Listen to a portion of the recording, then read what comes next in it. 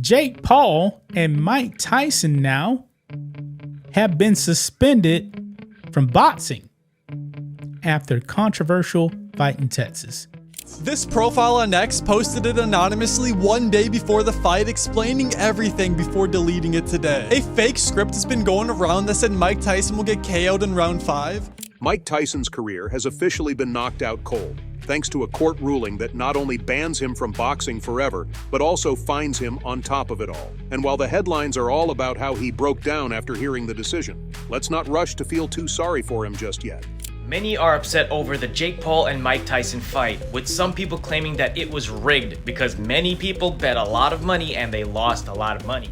This is the same guy who hyped himself up with those so-called training videos, where he went full beast mode, busting his coach's lip and cracking the ribs of sparring partners like it was nothing. But when it came to an actual fight against Jake Paul, Tyson looked like he was just there to stretch out the rounds for show. Everyone is talking about how staged this fight was. I do believe it was scripted. What? And I believe that Tyson was certainly held back. What? Look, I'm a fighter and I can see it. It goes on the record and it was sanctioned. What? So Jake Paul paid to get the W on his record? Bruh. For what? For your own personal satisfaction? Bruh. And sure, Jake's antics deserve their own chapter in this circus, but let's not lose focus. Tyson let us down. The fans who believed in him, cheered for him, thought he still had it. Now it's all official. Trust destroyed, career over. Jake Paul, Mike Tyson fight. Interesting. Script. How so? What do you mean by It's just script? weird. It just Like scripted in what way? no, I don't know. I actually really like Jake Paul. It just seems so it's odd, bro. The timing. It's a timing. I mean, He it's fights obviously two- odd. No, he fights two no names, beats them both. But what exactly did he do to land himself in this mess? Let's get into it, because no one else seems brave enough to spill the real story. The whole thing was scripted. The whole thing was just a money grab. And for a lot of us that love Mike, and despite what he said in that interview with the girl about the legacy, we love him and his legacy, and we didn't like what we saw last. Because this time, it wasn't about reclaiming titles or proving he was the undisputed king of boxing. No, on November 15th, 2024, it was about something deeper, or at least that's what we were led to believe. At 58 years old, Tyson wasn't just boxing, he was trying to convince the world, and maybe himself, that the fire of his glory days still burned.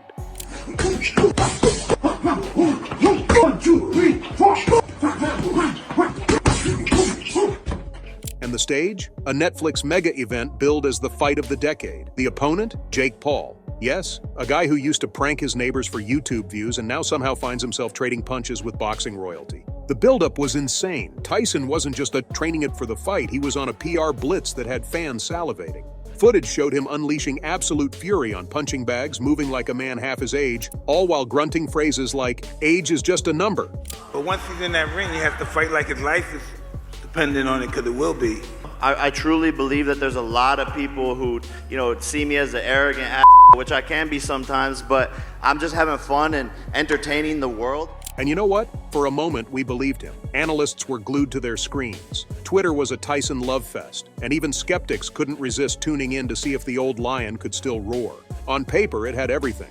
The raw power of a boxing icon versus the brash confidence of a Gen Z sensation. It was nostalgia meeting modern spectacle, and everyone wanted to see the clash.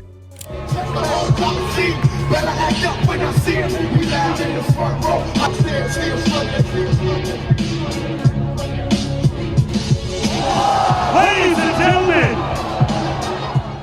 Then fight night came, and let's just say the buzz turned into an uncomfortable silence pretty quickly. The ring was packed with tension as Tyson entered, stoic as ever, while Jake Paul basked in the spotlight like he'd just won an Oscar. The first bell rang, and fans leaned forward expecting Tyson to charge in like he used to remind the world why they called him Iron Mike. But nope, instead we got a Tyson who was cautious, defensive, dare I say the timid?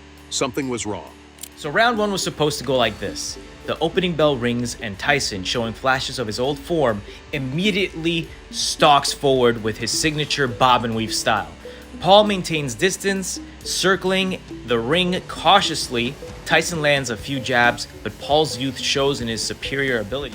By round 2, it wasn't just a hunch anymore. Tyson, the guy who used to bulldoze his way through legends, was now sidestepping punches like he was avoiding paying a parking ticket. Sure, there were glimmers of the old Tyson, a sharp jab here, a cheeky hook there, but they felt more like echoes than thunder. Meanwhile, Jake Paul, of all people, was getting bolder. He was throwing calculated punches, landing combos, and actually looking good. And that's not a compliment, it's an indictment. By round 3, the writing was on the wall. Tyson looked gassed, his punches lacked power, and his footwork resembled someone trying to find their way in the dark.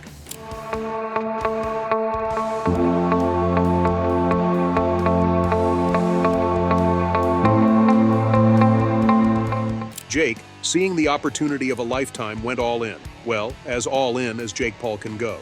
The crowd's energy shifted. Cheers turned into murmurs, and then into something worse, disappointment. By the end of it, the judges didn't even flinch when they declared Jake Paul the winner by unanimous decision. The kid from YouTube had just beaten the heavyweight legend. Let that sink in. If I hadn't saw that, I would be worried that this fight may not... The fallout was brutal. Fans who had idolized Tyson for decades weren't just disappointed, they felt cheated. Social media was on fire, and not in a good way. Some defended him, saying, "Hey, he's almost 60, give the man a break." Others were less kind, arguing he had no business stepping back into the ring in the first place. And then there were the conspiracy theorists, whispering that the whole thing might have been staged. Because let's be honest, it did look a little too convenient. I'm just fighting to take care of my bills, basically. I don't have the stomach for this kind of no more. I'm more conscious of my children and those guys looking at my parents. I don't have that ferocity. I'm not an animal anymore. Whatever the truth, one thing was painfully clear. Tyson's legacy took a hit that night, and not just in the ring. For years, he had been the symbol of raw, unstoppable power. Now he was something else entirely, a man who might have stayed too long at the party. And the sting of that fight would stick, not just for Tyson, but for everyone who had believed, even for a moment, that the old lion could still rule the jungle. And I am pretty sure you don't know about this news that hours before the highly anticipated Mike Tyson versus Jake Paul fight, a suspicious little document began making the rounds on Twitter. This profile on X posted it anonymously one day before the fight, explaining everything before deleting it today. A fake script has been going around that said Mike Tyson will get KO'd in round 5, but that one was clearly not real or an older script. At first glance, it looked like your average internet conspiracy theory, but this wasn't some random fan fiction. Oh no, this was a leaked script. Yes, an actual script that outlined every move of the fight, from Tyson's early defensive stance to Paul's calculated jabs, all leading to Paul's win by, you guessed it, unanimous decision. If that wasn't spicy enough, the script even included Tyson's post-fight excuse, where he'd blame his poor performance on age and fatigue. Subtle.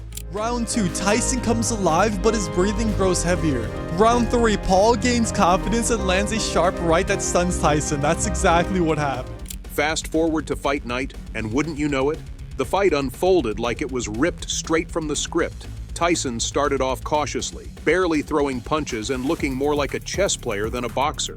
Meanwhile, Jake Paul, armed with the confidence of a man who's never been hit hard enough, started landing punches exactly as the document predicted. By the third round, the déjà vu was undeniable. Every key moment, every shift in momentum, played out like a scene from a Netflix drama. And by the time the final bell rang, Tyson looked defeated, Jake Paul was basking in his scripted glory, and the fans, they were furious. Then round 4 and 5, the fatigue sets in strong for Tyson and Jake is landing a bunch of hits. Round 6, Jake showboats, which is the tongue thing he did here. Then on round 7, Jake plays it safe to not KO Mike. And round 8 wins by decision and bows at the end. This is crazy. Social media exploded, and not in the fun, meme-worthy way. We paid for a fight, not a live-action soap opera, one fan raged, while hashtags like Chow Tyson Paul scam and scripted fight shot to the top of the trending charts. The betrayal wasn't just about the fight itself, it was about trust. This was Mike Tyson, the guy who symbolized raw, unfiltered power, now accused of starring in boxing's equivalent of a reality show. The backlash was swift and brutal, with fans and pundits alike demanding answers. Friend Mike Tyson tweeted that he almost died over the summer. He said, he had a bunch of blood transfusions, just had to fight to get healthy, and then his performance yesterday against Jake Paul. Just your thoughts on what we saw. Mike Tyson was right, and I was wrong. And answers they got. Just days later, the Nevada State Athletic Commission announced an official investigation into the fight. Netflix, which had been basking in the glory of record-breaking viewership numbers, suddenly found itself in the crosshairs. Whispers about backroom deals and shady financial incentives started leaking, implicating Netflix's head of live sports programming, Nikisia Biden, and her team. The fight, as it turned out, wasn't pitched as a genuine boxing event. It was marketed internally as boxing meets entertainment, because apparently, sportsmanship is so last season. Jake Paul and Mike Tyson now have been suspended from boxing after controversial fight in Texas. Now, why, you may ask? Now, I didn't know this, okay? Then came the receipts. Financial records showed Tyson had been promised a cushy $20 million payout, while Jake Paul, who somehow always lands on his feet, was set to rake in a jaw-dropping $40 million. Emails revealed that the entire fight was choreographed to maximize drama, viewership, and, of course, profits. And it worked. Netflix pulled in over 100 million live viewers, making it the most watched boxing event in history. But the fallout? Well, let's just say the price of success can be steep. Paul just got Netflix sued. People got a big problem with this stream cut now. By December 1st, the legal hammer came down. A Las Vegas court ruled that the fight was, in fact, a fraudulent spectacle, and the punishments were brutal. Tyson was slapped with a lifetime ban, not just from boxing, but from anything remotely boxing related. No matches, no commentary gigs, not even a ticket to sit ringside. A 28-year-old kid who, used to be a YouTuber, and he's worked hard to learn boxing. He really has. He's come along. But really, he's still not of that level. Jake Paul didn't escape unscathed either, receiving a 5-year ban and a $10 million fine. Oh, and both fighters were ordered to return chunks of their earnings. Tyson had to cough up $8 million, while Paul was hit with a $15 million payback demand. And if that wasn't enough, criminal charges for fraud and conspiracy were reportedly being explored. 7 of 34, 18%. So Tyson is averaging more punches than he did in that fight with McBride and in the exhibition against Roy Jones, where he averaged 24 punches around. Like I said, I don't like the fact that they keep messing with that mouthpiece. Oh, left hook, triple left hook by Paul. He wobbled Tyson. For Tyson, the fallout was catastrophic. This wasn't just about losing money or a ban from the sport. It was the destruction of a legacy decades in the making. Fans who had stood by him through his wildest controversies, scandals, and losses now felt utterly betrayed. This wasn't the Tyson they admired, the man who clawed his way back to respectability after hitting rock bottom. This was something else entirely. The baddest man on the planet was now just another headline in one of boxing's darkest chapters. Can't fight like 2 days in a row. Wasn't the Tyson-Jake fight, wasn't that amazing? The damage didn't stop there. Boxing purists were outraged, calling the event a stain on the sport's integrity, while casual fans were left wondering if they could ever trust another high-profile match. Tyson's fall from grace wasn't just a personal tragedy, it was a blow to boxing itself. The man who once embodied the raw, unfiltered essence of the sport now stood as a cautionary tale, a reminder of how quickly a legacy can crumble under the weight of greed and spectacle.